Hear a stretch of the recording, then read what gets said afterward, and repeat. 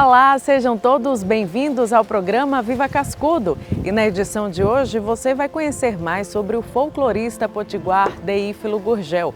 Por isso estamos às margens do rio Potengi, uma das grandes fontes de inspiração de Deífilo, um apaixonado pela vida. Nascido em 22 de outubro de 1926, no município de Areia Branca, região litorânea do Rio Grande do Norte, foi lá que o poeta começou a rabiscar os primeiros versos, sempre inspirados no rio, no mar e tantas outras belezas naturais. Você confere agora na reportagem do pesquisador, professor, escritor e um amante das raízes de nossa cultura, discípulo de Câmara Cascudo, a curiosidade e os alumbramentos, palavra que ele adorava utilizar em suas obras, o tornaram folclorista. Mas Deífilo nasceu mesmo, foi para ser poeta.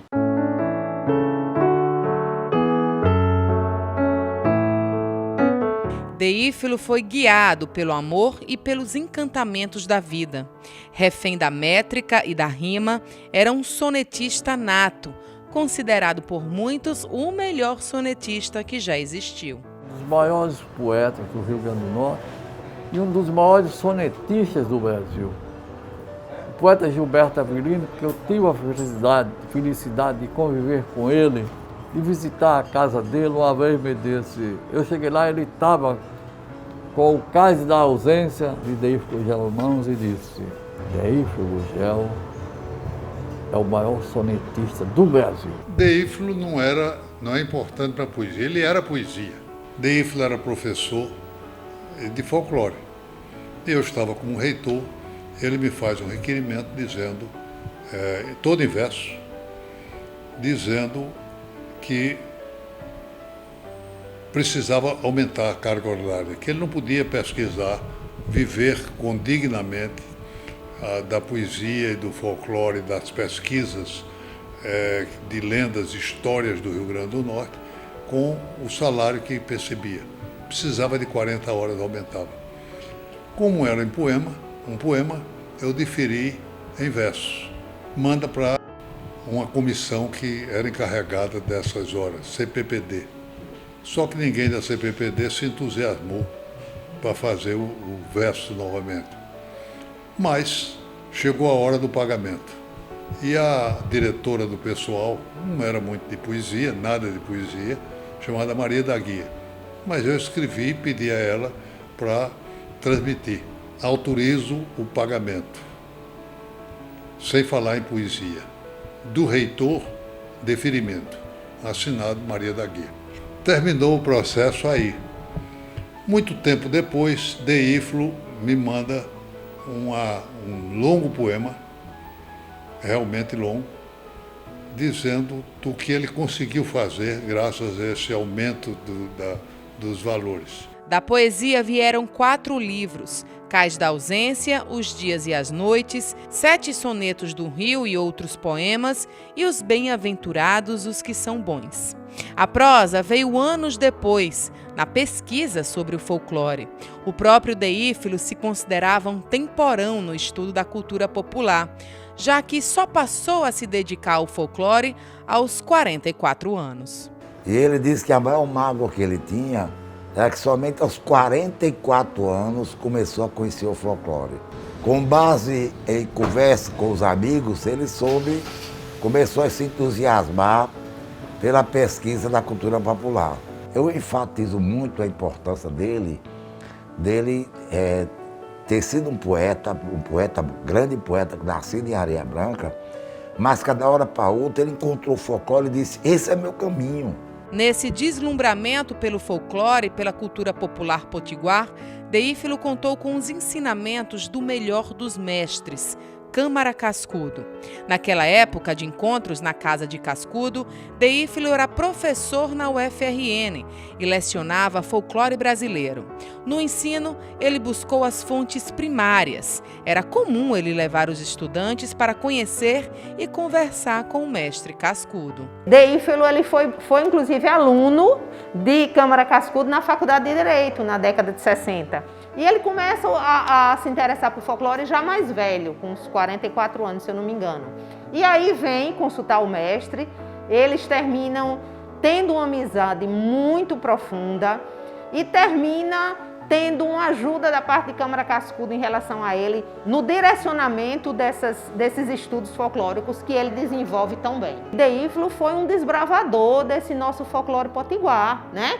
Enquanto Câmara Cascudo se debruça sobre o folclore brasileiro como um todo e, logicamente, não podia se focar muito em uma coisa particular, o Deífilo se foca totalmente no nosso folclore potiguar e desbrava, descobre e redescobre essas coisas tão importantes da nossa cultura popular, percorre o Rio Grande do Norte e descobre Dona Militana como uma romanceira, né? E faz depois uma obra fenomenal como uma grande representante do romance ibérico, né? Então, coisa inusitada. Então, o papel de Deífilo dentro do folclore potiguar é uma coisa incomparável. A gente não tem ninguém que se compare ao que ele fez. Quem deu acesso de Deífilo a Cascudo foi exatamente os estudos que ele fazia do folclore, porque Cascudo era a fonte principal. Você descobriu uma coisa, a gente ia perguntar, Cascudo, isso aqui, esse cantador. Aí ele contava a história do encontro de Mário de Andrade com Chico Antônio e que Cascudo fosse o cicerone deles. E então daí descobriu que tinha na mão um grande tesouro, que era o cantador. Quer dizer, ele primeiro se encantou com o Conquista. Aí depois que ele, vendo a pesquisa de Hélio Galvão, ele começou a procurar as romanceiras, encontrou primeiro Dona Militana e talvez tenha encontrado mais de 20 romanceiras no Rio Grande do Norte. Sem dúvidas, a descoberta de Dona Militana e o reencontro com o conquista Chico Antônio foram duas das maiores contribuições de Deífilo para a cultura popular. Com Chico Antônio, o poeta conseguiu fazer justiça a um dos maiores artistas populares do nosso Brasil. Aqui mesmo, na Sala do Mestre Câmara Cascudo, Deífilo promoveu um dos mais importantes encontros da cultura popular nordestina. O Chico Antônio foi de certa forma descoberto, né, por Cascudo aqui quando Mário de Andrade esteve aqui em 28, que foi levado por ele para conhecer Chico Antônio, e Mário se deslumbra com esse conquista potiguar tão diferente e com uma forma tão forte de declamar que ele tinha. E depois o Chico Antônio fica totalmente, vamos dizer assim, esquecido, né? E o Deífilo o redescobre de uma forma muito interessante, já na final da década de 70, acho que 79, e inclusive o traz a essa casa, novamente, eles que se encontraram jovens, né? Mas traz o Chico Antônio aqui nessa casa, em 79, para visitar a Câmara Cascudo. É muito interessante. Então, os três estão reunidos. Dona Militana é uma descoberta exclusiva de Deífilo Gurgel. Chico Antônio é uma redescoberta exclusiva de Deífilo Gurgel. Chico Antônio já estava muito envelhecido quando ele cantou, mas sua memória dos cocos, da letra do coco, da música dos cocos, era tão grande que Deífilo conseguiu gravar um disco dele, que ele cantou como se tivesse 50 anos atrás. Porque tinha sido mais do que 50 anos que ele havia se encontrado com Mário de Andrade do Engenho Jardim e tinha cantado para ele, e ele ficou impressionado até com a erudição da cantiga que ele, como pesquisador do folclore paulista, não havia encontrado de tal qualidade no interior de São Paulo.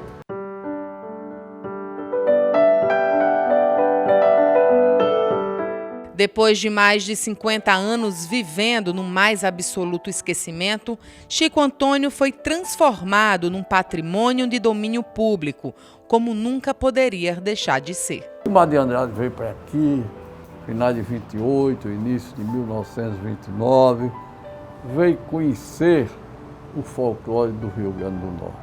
E a partir daí ele conheceu o coqueiro Chico Antônio, lá em Pedro Velho, e escreveu páginas e páginas sobre Chico Antônio, dizendo que se tratava, Chico Antônio era um verdadeiro tenor da embolada brasileira. Aí daí viu as descrições de Mário de Andrade sobre Chico Antônio. Aí ele ficou o tino do pesquisador, ele foi atrás. Chegamos lá Deífilo mudou de cor, as lágrimas nos olhos, né? As lágrimas nos olhos dele. Eu tinha descoberto um gigante da embolada, não só potiguar, nordestina, mas brasileira. Então o que acontece? Ele disse, o senhor ainda canta croco? Ele disse, não, eu canto não. Por quê? Ele disse, porque o meu ganzá, teve um pessoal aqui de uma universidade, doutor, e eu não sei nem quem são, levaram o meu ganzá, disseram que ia trazer e não trouxeram. O filho dele disse, pai, eu vou improvisar um ganzá para o senhor. Aí pegou uma lata de óleo, né? O pedra dentro da lata de óleo, balançou aqui, deu o ganzá. Ele disse, eu vou cantar em embolada, que sempre abria as minhas apresentações, que é o Boi Tungão.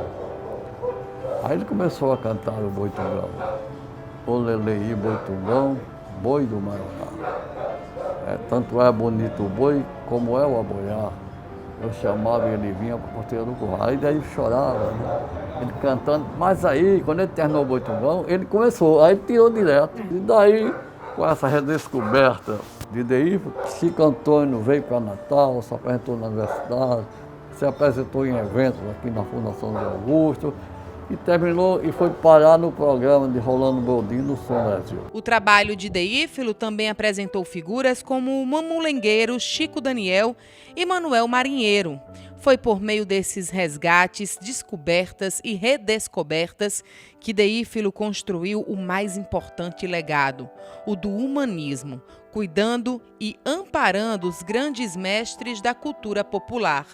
Há quem o reconheça como precursor da lei do registro do patrimônio vivo. Era uma figura humana extraordinária e a preocupação que ele tinha com esses mestres, porque ele via que esses mestres, a maioria deles, viviam em situações financeiras muito difíceis. Aí ele arranjou pensão para Joaquim Caldas Moreira, arranjou para Chico Daniel, Chico Antônio, Faísca do Pastoril de São Gonçalo. Ele ia procurando, ele ia às repartições, olha, arranja um emprego, isso aqui é um grande mestre, assim. Então por isso que ele é considerado o precursor, eu acho que no Nordeste, no Brasil, dessa lei do registro do patrimônio vivo. Ele tinha uma preocupação muito grande com esse lado humano e da sobrevivência dos mestres da cultura popular. Então, ele foi um incentivador da lei do patrimônio vivo, que a gente tem hoje, a lei, que garante uma renda, um sustento para esse mestre da cultura popular, para que ele receba alguma coisa e também para que ele repasse esse conhecimento dele. Então, é uma preocupação muito grande, porque às vezes o mestre, ele falece e isso não é transmitido para outra pessoa. Marcos Lucchesi, poeta, escritor carioca e ex-presidente da Academia Brasileira de Letras, decretou: Deífilo foi um poeta franciscano, sem ambição, alheio às glórias e aos louros, um homem inspirado pelo amor das coisas simples, tal qual São Francisco de Assis, mensageiro à luz da verdade. Neste livro aqui onde você vai ver o humanista que era Deífilo Gurgel. As pessoas que ele gostava, que ele homenageou neste livro. Na Semana Santa, chegava lá na Fundação José Augusto, aquela rua ali, doutor Deífilo, o dinheiro do peixe. Cansei de ver ele secar um talão de cheque todinho. Então, um homem dessa natureza, um homem com essas características, é uma espécie de extinção, não só no Rio Grande do Norte, mas em qualquer parte do Brasil, neste mundo equivocado que nós vivemos hoje. Então, ele cansava de dizer, veja o que é a palavra do humanista. Olha, Severino, se uma pessoa me fizer o mal, eu esqueço.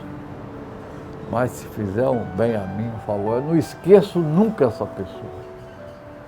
Fabuloso, extraordinário.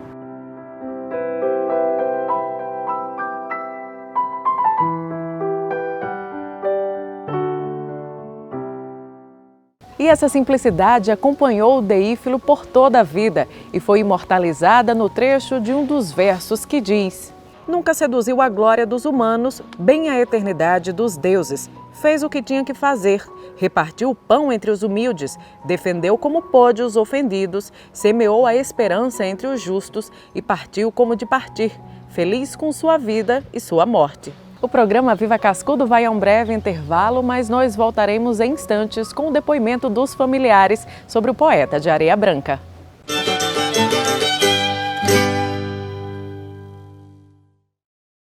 Mais de 50% das crianças do terceiro ano do ensino fundamental não entendem o que leem. E só a educação pode mudar isso. A gente aprende as letras muito bem. Qual é a que parece uma casa? O A. Qual que parece um raio? O Z. Se você não for à escola, você não vai saber. Para aprender a ler, precisa estudar bastante. Ajude a LBV a tornar real para milhares de crianças a oportunidade de melhorar a leitura. O trabalho escravo ainda existe no Brasil e tira a dignidade de muita gente com trabalhos forçados e jornadas exaustivas. São pessoas submetidas a condições degradantes. O Ministério Público Federal atua para combater esse crime, punir os responsáveis e resgatar a dignidade desses trabalhadores. Vamos juntos combater o trabalho escravo e limpar essa mancha da nossa sociedade. Ministério Público Federal. Seu direito, nosso dever.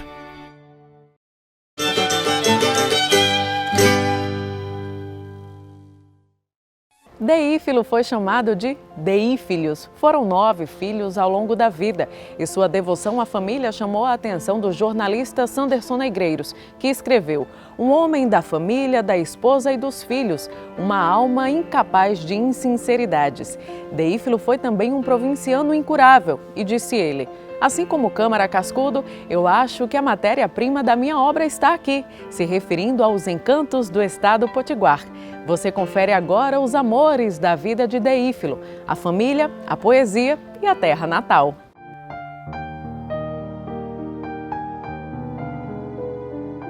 Foi em Areia Branca onde ele teve o primeiro contato com o folclore. Ficou fascinado com as cores, danças e movimentos do pastoril e do Bumba Meu Boi. Aos 18 anos, saiu da Terra do Sal rumo à capital potiguar. Deífilo, o provinciano incurável, como dizia Cascudo, jamais esqueceu do lugarzinho que nasceu.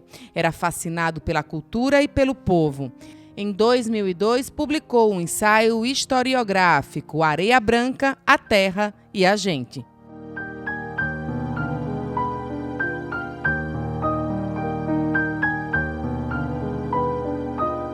O coração do poeta era abrigado numa alma humanista. Mestre em caráter, ele elevou talentos desconhecidos ao status de artista. Para além da visibilidade, Deífilo ofereceu dignidade aos artistas populares do Rio Grande do Norte. Para mim, a maior obra do meu pai foi o humanismo. Ele descobriu muita gente, né, aqui no folclore, Dona Melitana, Chico Antônio, Chico Daniel, e registrou isso em livros. Mas, além de descobrir e registrar, ele se preocupou em levar dignidade à vida desses mestres, que ele batia lá na porta do governador, secretário de Educação na época e tal, e o governador, Chico Antônio já está com mais de 80 anos, está precisando ter uma renda melhor. E aí ele foi conseguindo pensões especiais para Chico Antônio, conseguiu para Chico Antônio, um embolador de coco, conseguiu para Severino Guedes, que era do Bambelô, mestre do Bambelô, do Alecrim, para seu Cornélio Campina, o grande Cornélio Campina do Araruna, né, conseguiu também pensão especial. E conseguiu outros benefícios para Chico Daniel, um emprego na prefeitura também. Chico Daniel recebeu esse emprego na prefeitura. Dona Melitana, ele conseguiu lá com a prefeitura de São Gonçalo do Amarante, um auxílio saúde para ela. Conseguiu também, quando ela faleceu, que o funeral fosse... Isso é pouco ainda, mas foi o que ele pôde proporcionar, além de tirar do próprio bolso, muitas vezes, para ajudar determinadas pessoas. Eu vou citar um caso, um artesão que tinha sido dançarino do Araruna, Zé Jordão. Esse cara vivia nas rocas e era um artesão assim fenomenal. Zé Jordão, ele teve um problema muito sério de catarata, ficou praticamente cego. E daí foi lá no comando da Polícia Militar, falou com o comandante para que Zé Jordão fosse operado no hospital da polícia. Zé Jordão foi operado, recuperou a visão, ficou vendo os 2 olhos maravilhosamente. E aí queria voltar a esculpir, mas não tinha dinheiro para comprar madeira, né, emburando e tal. David tirou do bolso e mandou uma caminhonete com uma carrada de madeira lá para a casa dele para ele voltar a esculpir.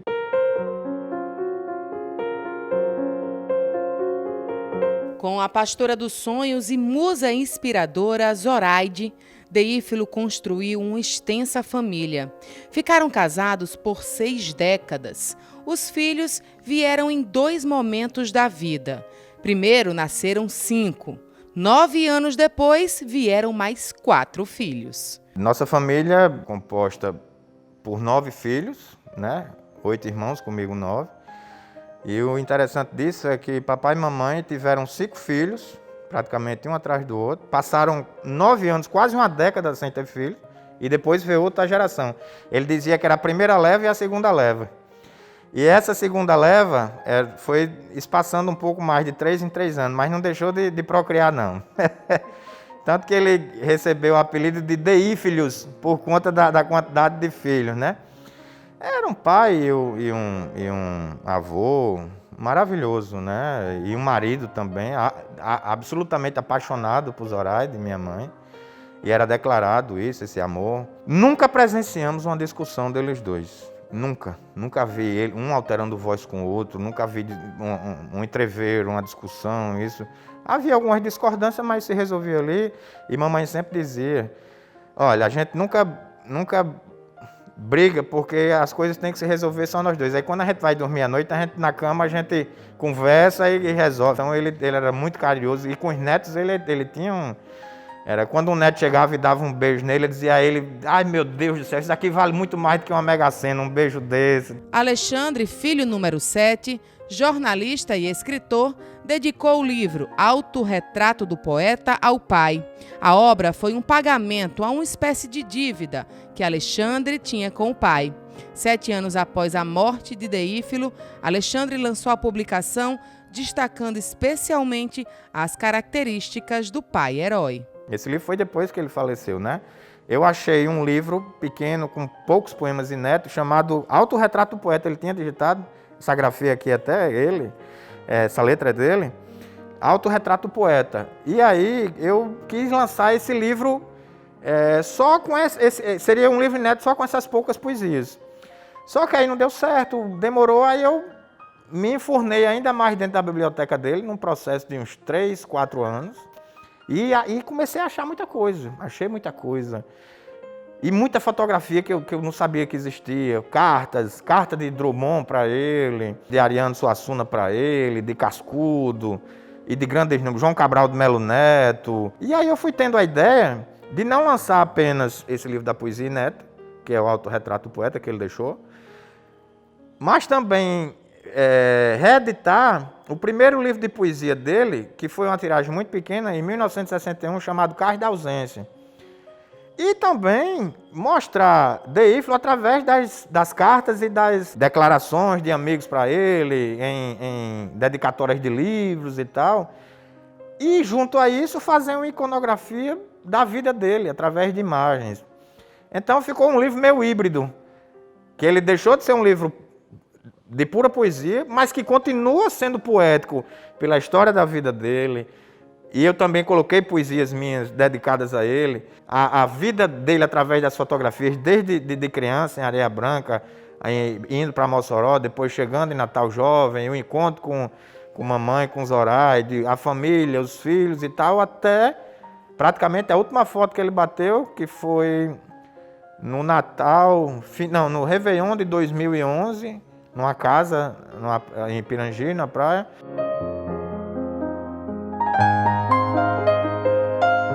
A musa inspiradora do poeta morreu em 2020 e em entrevista gravada para a TV Câmara, ela contou que mesmo depois de tantos anos após a morte do amado, ainda sentia a sutil presença de Deífilo no dia a dia. Ele passava, ele ficava na janela me olhando assim.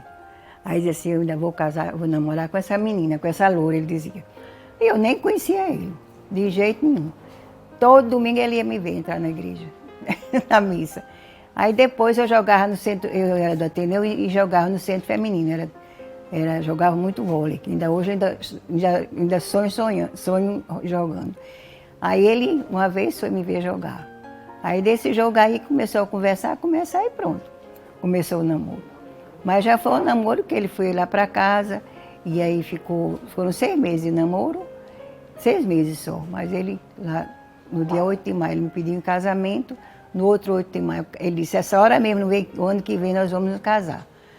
Aí na mesma hora que ele falou, foi. Em casa era uma pessoa muito boa, muito, um companheiro mesmo, que eu acho que é muito difícil hoje em dia. Toda noite, quando eu vou dormir, que rezo para ele, eu choro. Toda noite.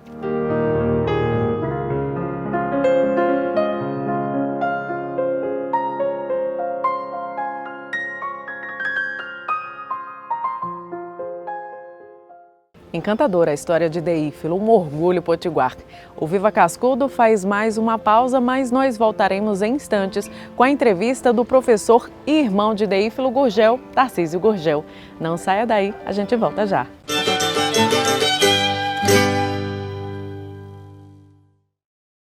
Quanto você já teve que lutar pela sua família? Só da criança entrar na escola, ela já tem outro pensamento, diga não à violência, mora dentro da comunidade, vive a comunidade, mas quando entra na LBV, tem outro pensamento.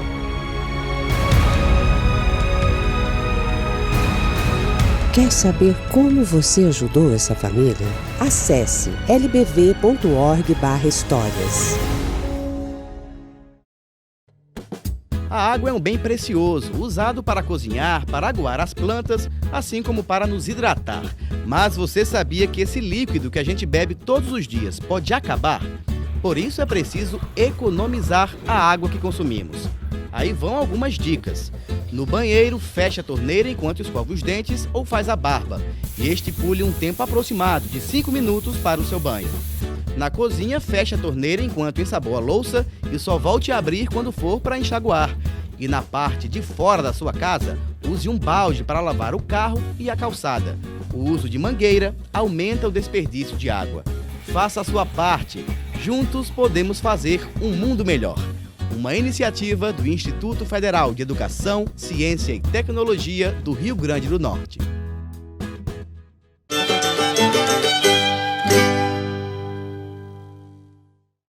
Ele é pesquisador, escritor, professor e irmão de Deífilo Gurgel.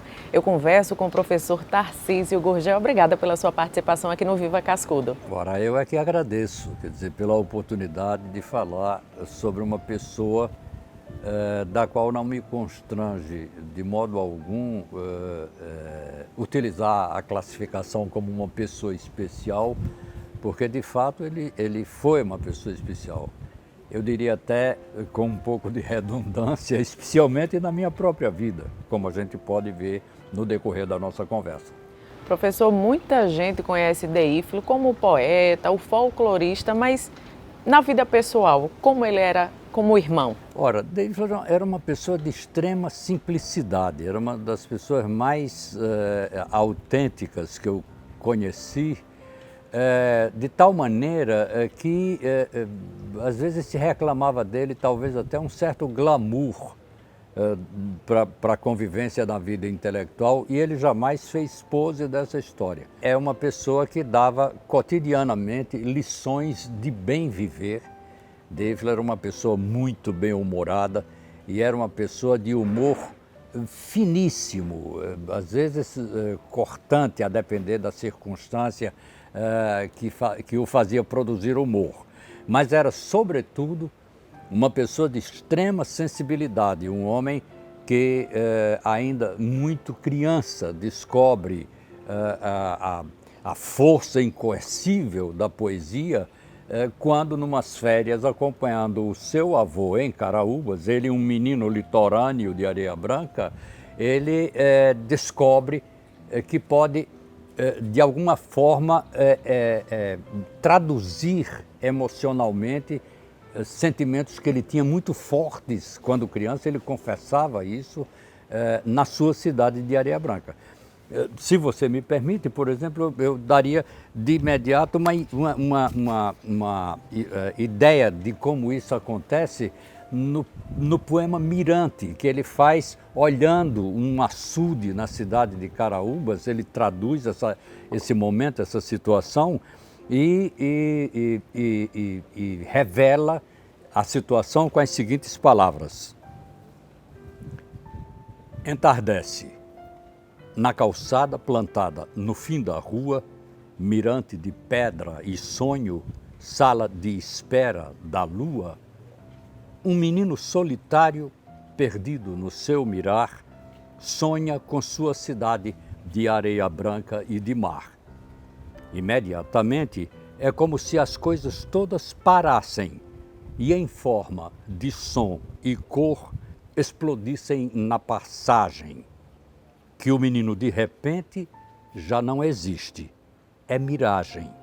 Seu coração indefeso se estilhaçou na paisagem. Um dia, as férias terminam. A aventura se completa. O menino do Mirante volta para casa poeta. Professor Deífilo lhe inspirou? A sua profissão de professor, pesquisador, escritor, teve uma raiz no seu irmão? Total. Eu diria, eu tenho certeza de que o pouco que eu terei feito na minha vida intelectual não aconteceria, não existiria se não tivesse existido a orientação de Deífilo. Nós estabelecemos, ele o primogênito da minha casa e eu, o caçula, estabelecemos facilmente uma relação pai-filho. Tanto que eu morei na casa de Deífilo nos anos 60, aqui em Natal, e durante 2 anos, pelo menos, 66, 67, foi uma extrema convivência. Ele me indicando livros, ele sugerindo que eu, por exemplo, escrevesse ficção, coisas do tipo que foram essenciais para a minha vida e, sobretudo, o despertar do amor que eu dedico à literatura do Rio Grande do Norte. É pela mão de Deífilo que eu chego até aí. O senhor foi professor de literatura e chegava a pesquisar os livros, as obras de Deífilo? Quando ministrando a disciplina Literatura do Rio Grande do Norte, no curso de Letras da Universidade Federal, quando chegava a parte propriamente da poesia, eu buscava obras que caracterizassem o melhor da poética norte-riograndense e não me constrangia incluir entre essas alguns poemas do próprio Deífilo. Ele tem um poema que é muito oportuno dizer agora, porque nós estamos exatamente diante do Potengi, do rio Potengi, e próximo à foz, exatamente onde o rio desemboca no mar, e ele fez um soneto chamado A Foz, que diz assim: quem fez a foz sabia o que fazia, que um rio, em sua louca correria, não pode eternamente deslizar em campos e campinas de aquém mar. Um dia, o rio encontra o seu repouso às margens de algum mar, último pouso das águas poluídas e estafadas na sua cotidiana caminhada. Um rio não regressa à fonte, por mais que o tente o apelo do horizonte. O destino está na foz, como na morte está o de todos nós. Por isto ele não para de passar, até morrer, nos versos ou no mar. Professor, os elementos da natureza, o rio, o mar, como o senhor bem citou, faziam parte da inspiração de Deífilo. Como é que o senhor classifica as obras dele? Deífilo era o poeta do detalhe sutil, da delicadeza, da construção poética, fazendo versos que podem ser considerados praticamente definitivos no que eles têm de tão certos, tão justos, tão bem construídos. Por exemplo, ele dedicou poemas a duas mulheres muito queridas, a Zoraide, sua musa, e a nossa mãe, Dalila. Eu vou me permitir ler aqui o soneto que ele dedicou à nossa mãe, porque é um desses sonetos que fogem à mensagem piegas. Você sabe que cartas de amor ou obras dedicadas a pais e mães, etc., normalmente tem uma característica muito piegas, pelo amor excessivo, às vezes, que as pessoas têm, não se cuidam de escolher a palavra certa. E ele, no poema chamado Madonna, ele diz assim: os passos que eu perdi nos descaminhos e as lágrimas ardentes que chorei, os risos, os abraços, os carinhos, tudo que fui, que sou e que serei, a glória de ser bom entre os espinhos e de fazer do amor a minha lei, os versos que espalhei pelos caminhos e os que cantando um dia espalharei, é tudo teu, Senhora. E se o teu filho não alcançou aquele intenso brilho que lhe almejaste um dia entre esperanças, ainda é o mesmo que na infância amaste e com teus gestos brandos ensinaste a amar o céu, as flores e as crianças. Entende? Então, é esse nível de comprometimento amoroso, é essa capacidade de trabalhar as palavras, as mais simples. Você vê que esse poema não tem nenhuma sofisticação. É um poema de uma simplicidade enorme.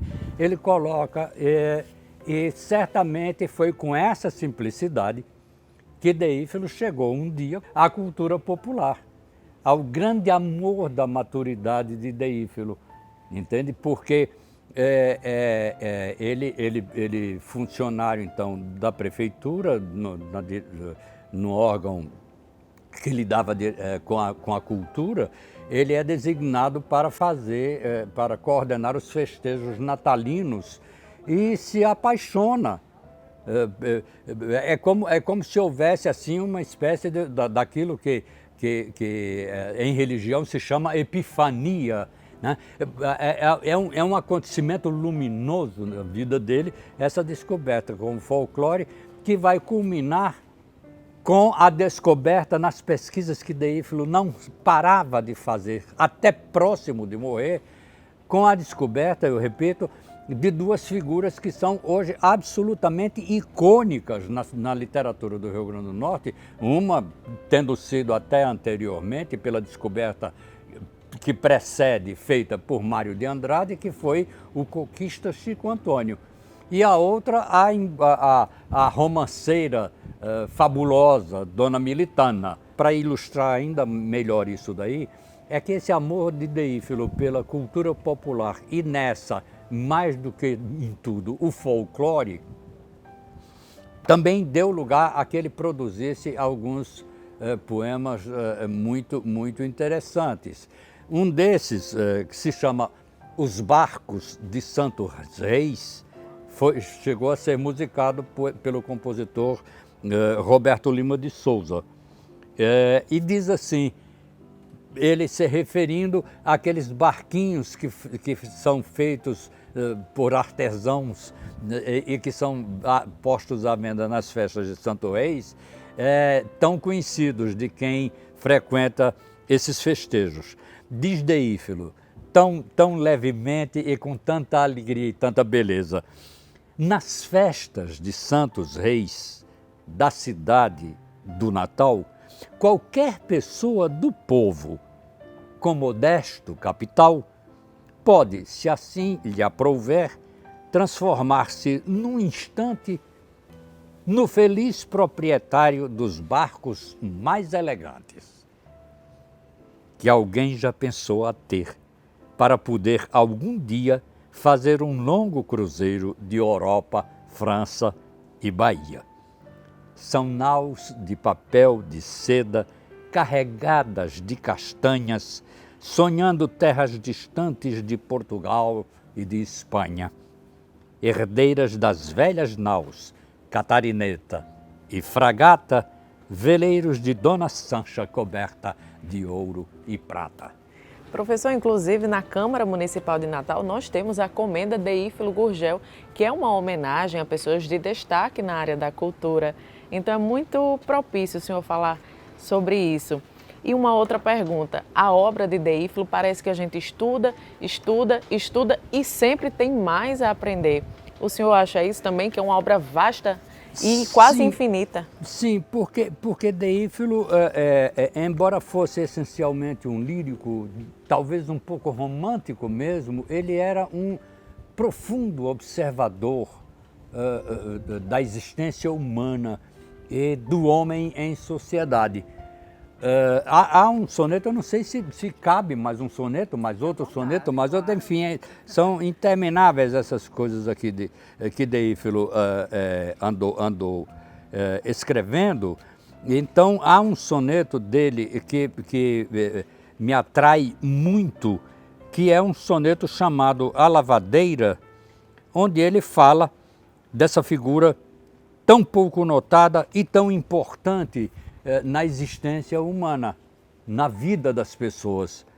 Nesse soneto A Lavadeira diz ele assim: é hora de lavar.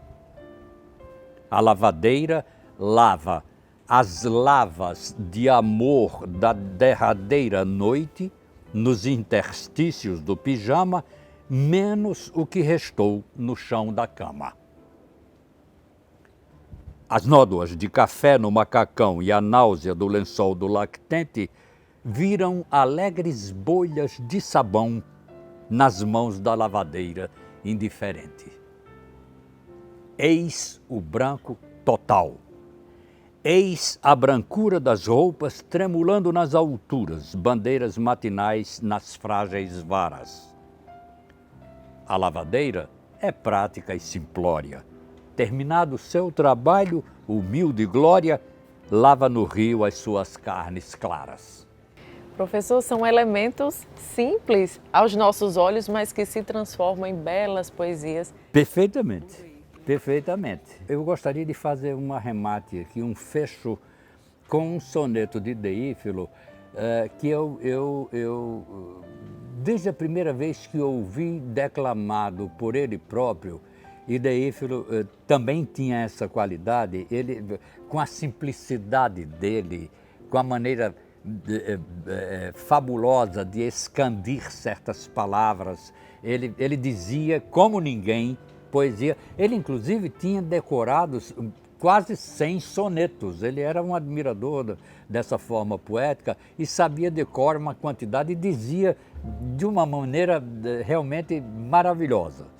Então, nesse soneto chamado Soneto da Paz, que eu gostaria que certas pessoas que estão atuando aí no cenário político, na diplomacia, nas direções, no controle das nações e da sociedade, tivessem, por um momento, a humildade de sentar e ler. Para entender, é preciso deixar o coração cantar uma canção de amor e paz. E partir, repartindo madrigais entre os homens famintos de ilusão. Porque amanhã, quem sabe, brotarão flores e frutos onde agora jaz essa flora de pedras e calhaus. E todos os homens se compreenderão. E mesmo, quem me diz que eu, amanhã, serei ainda o lúcido jogral que ora tange o alaúde sem temor. Por isto, urge que eu cante esta canção de amor e paz, um canto universal, para que nasça e frutifique o amor. E é com este soneto da paz que eu encerro esta edição do Viva Cascudo. Obrigada, professor Tarcísio. Eu que agradeço. Agradeço também a sua companhia e até a próxima edição.